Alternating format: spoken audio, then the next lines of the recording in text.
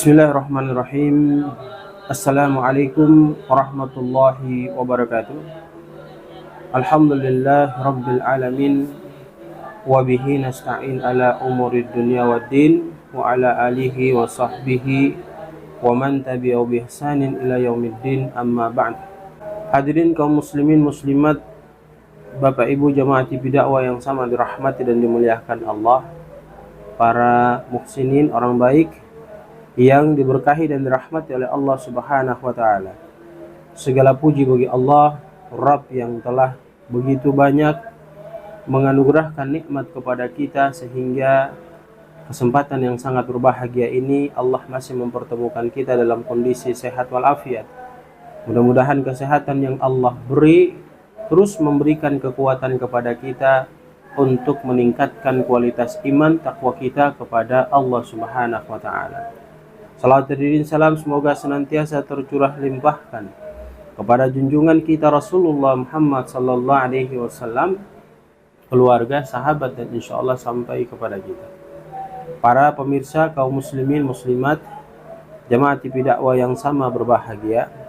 Pada kesempatan kali ini insyaallah kita akan mengkaji bagaimana menjaga lisan kita dalam berkata.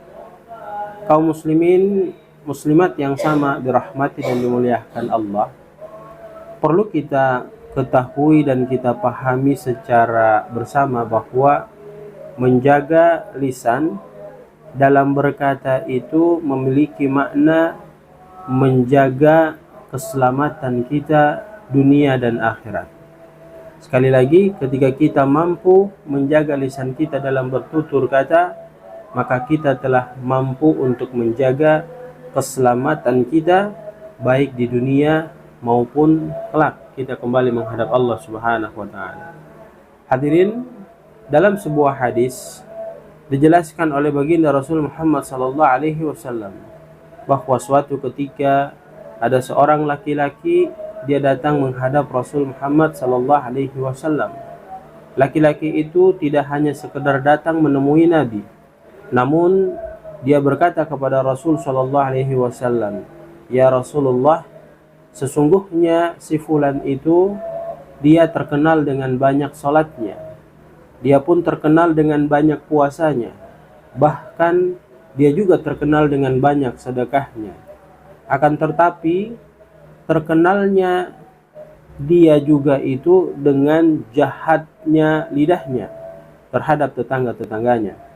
Maka apa yang Nabi Shallallahu Alaihi Wasallam berikan jawaban kepada pertanyaan yang disampaikan Nabi Shallallahu Alaihi Wasallam terkait seseorang yang dia banyak ibadahnya, dia banyak puasanya, bahkan dia banyak sedekahnya, namun terkenal juga jahat lisannya.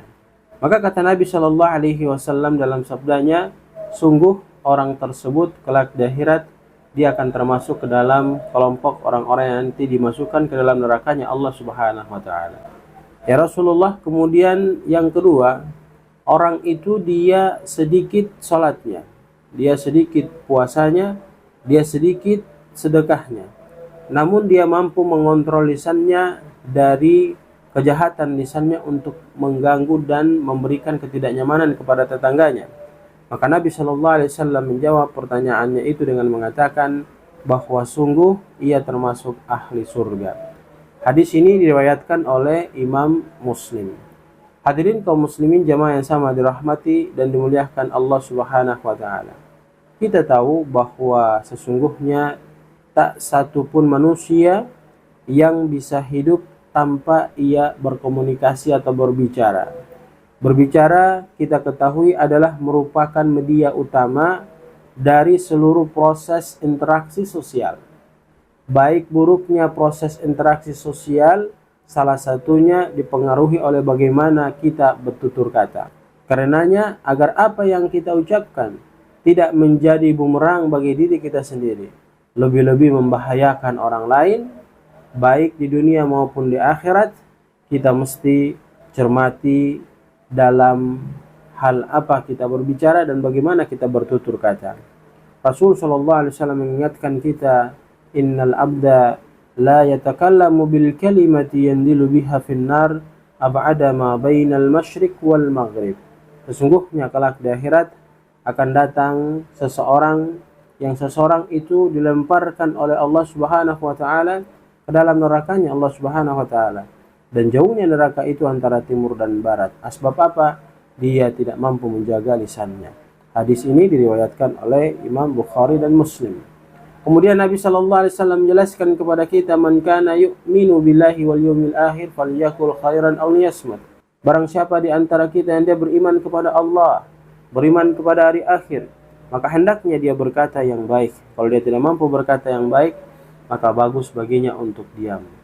Imam Nawawi menjabarkan bahwa hadis ini atau hadis di atas adalah hadis sahih yang menjelaskan bahwa kita tidak pantas berbicara kecuali berbicara yang baik, dan jelas-jelas itu mengandung maslahat baru kita berbicara.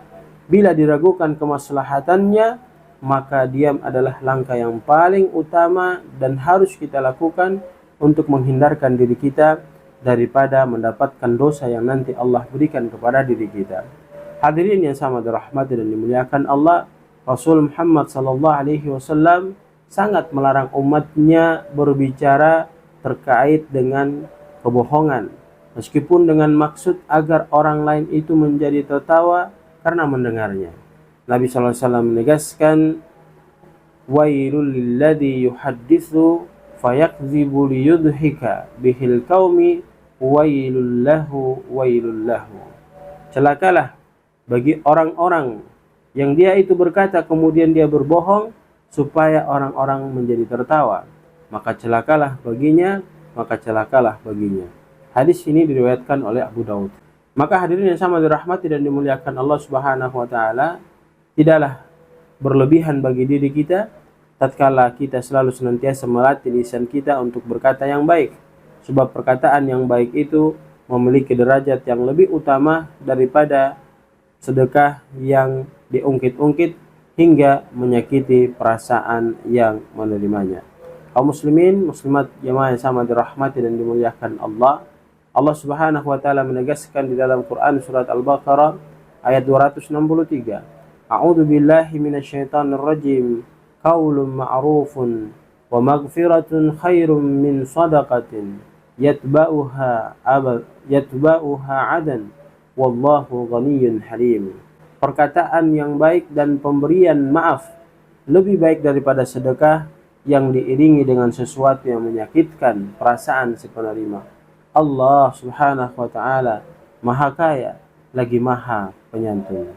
Maka mulai dari sekarang kita berusaha untuk menjaga lisan kita, berkata sesuatu yang sifatnya baik. Kalau kita tidak mampu untuk berkata yang baik, maka kita diperintahkan untuk lebih baik diam, agar memberikan keselamatan pada lisan kita dari dosa yang akan kita dapatkan ketika lisan kita itu berkata kemudian menyakiti perasaan saudara atau tetangga kita. Mudah-mudahan memberikan manfaat kepada kita semua, dan kita bisa mengamalkan dan melaksanakan apa yang sudah kita dengarkan, yakni menjaga lisan kita dari perkara-perkara yang jelek agar tidak mendatangkan dosa dalam berbicara atau berkomunikasi kita dengan lawan bicara kita. Barakallahu fikum, subhanakallahumma bihamdika, nashhadu an la ilaha illa anta, nastaghfiruka wa natubu ilaik. Billahi taufiq wal hidayah. Assalamualaikum warahmatullahi wabarakatuh.